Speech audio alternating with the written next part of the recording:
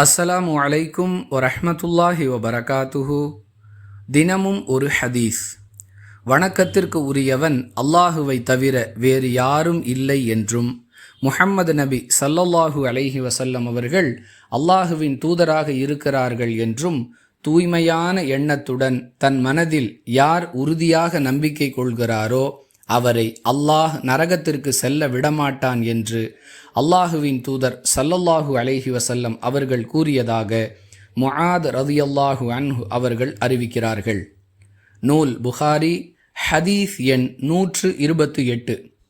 அன்பிற்குரிய அல்லாஹுவின் நல்லடியார்களே, அல்லாஹுவை நம்புங்கள், அவனுடைய தூதரை நம்புங்கள் என்று பொதுவாக சொல்லாமல், அல்லாஹுவையும் அவனுடைய தூதரையும் நம்பிக்கை கொள்ளக்கூடிய ஒவ்வொருவரும் தன்னுடைய எண்ணத்தில் தூய்மையானவராக இருக்க வேண்டும், தன்னுடைய நம்பிக்கையில் உறுதியானவராக இருக்க வேண்டும் என்று இஸ்லாம் நமக்கு கட்டளையிடுகிறது.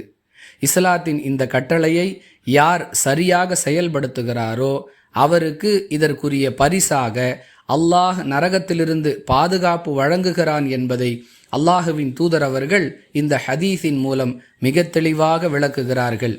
யாருக்கெல்லாம் நரகத்தை விட்டு பாதுகாப்பு பெற வேண்டும் என்ற எண்ணமும் எதிர்பார்ப்பும் இருக்கிறதோ அவர் தன்னுடைய இறை நம்பிக்கையிலும் இறை தூதரை நம்பக்கூடிய விஷயத்திலும் தூய எண்ணமும் உறுதியான நம்பிக்கையும் கொண்டவராக மாற வேண்டும்.